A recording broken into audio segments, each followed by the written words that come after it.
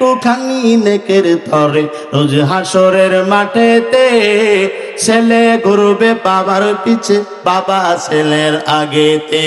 একটুখানি নেকের তরে রোজ হাসরের মাঠেতে ছেলে ঘুরবে মায়ের পিছে, মায়ের ছেলের আগেতে। আহা তেমন কঠিন দিনেতে নামাজ তোমায় ভুলবে না, ঠিক মতো পড়িলে নামাজ জান্নাত তোমার ঠিকানা। আল্লাহ বলবেন, ও পয়গম্বর আজকে আপনি আর কান্না করবেন না। পয়গম্বর আজকে আপনি যার পক্ষে শাফাআত করবেন আমি আল্লাহ তাকে বিনা হিসাবে জান্নাত দান করে দিব। আল্লাহ বলেন, ও পয়গম্বর আজকে এখন বিচার কার্যালয় শুরু হয়ে যাবে। আমি সিংহাসনের মধ্যে বসবো, আপনি আমার ডান সাইডে বসবেন। আপনি হবেন উকিল, আমি হব জজ।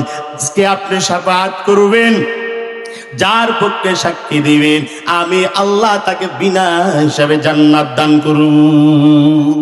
আল্লাহ পাক রব্বুল আলামিন সিংহাসনের মধ্যে বসে যাবেন। আল্লাহ পাক রব্বুল আলামিন ডাক দিয়া বলবেন, লিমানিল মুলকুল ইয়াউম লিল্লাহিল ওয়াহিদিল কাহ্হার।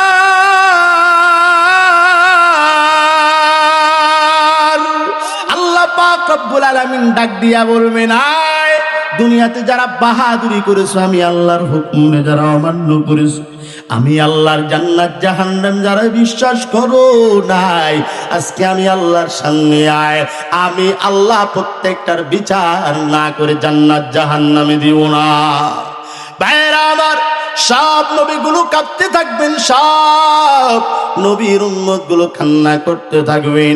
এমন সময় জাহান্নাম থেকে বিশাল বড় অগ্নিকুণ্ডগুলো এসে পড়বে।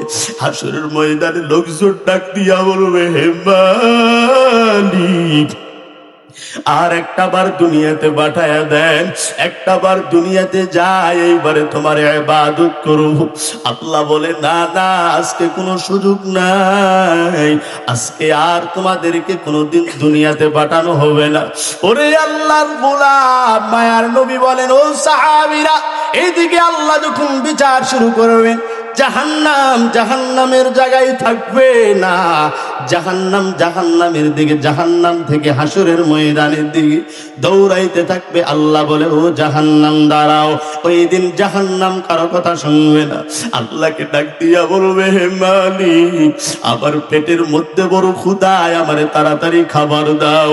আল্লাহ বলবে, ও জাহান্নাম একটু বার দাঁড়াও, একটা বার দাঁড়াও হে জাহান্নাম, আমি আল্লাহর বিচার শেষ করিয়া লই। মায়ার নবী বলেন, ওই দিন জাহান্নাম চিৎকার মারবে আর সামনে দিকে আসবে। আল্লাহ বলবে, কই আমার ফেরেশতারা কই? জাহান্নামের গলায় শিকল লাগাও।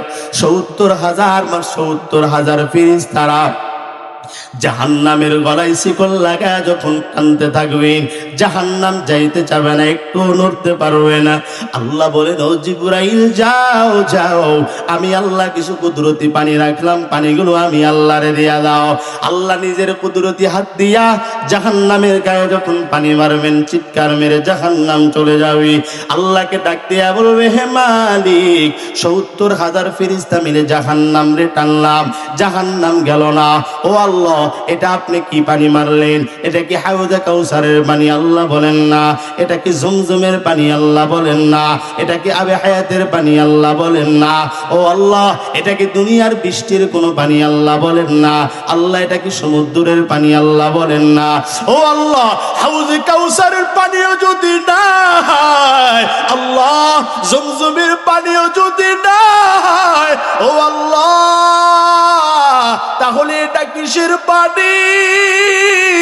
আমার আল্লাহ ডাক দিয়া বলেন, ও ফেরেশতার দল ভালো করে শুনে নাও, যেই বান্দাগুলো আমি আল্লাহর দরবারে নামাজ পড়ে পড়ে পড়ে পড়ে কান্না করেছি, তাহাজ্জুদ নামাজ পড়ে কান্না করেছি, আমি আল্লাহর জাহান্নামের ভয়ে যারা কান্না করেছি, আমি আল্লাহর জাহান্নাম তারা দেখে নাই, জাহান্নামের বয়ান শুনে যারা কান্না করেছে, ওই কবরের কথা মনে করে করে যারা কান্না করেছে, ওরে ফেরেশতা শুনো, ওই জাহান্নামী ওই সমস্ত ব্যক্তিরা যখন কান্না করলো জাহান্নামের ভয়ে, তাদের চোখের পানি দুনিয়ার জমিনে পড়ার আগে আমি আল্লাহ কুদরতি হাত দ্বারা সংরক্ষণ করেছি।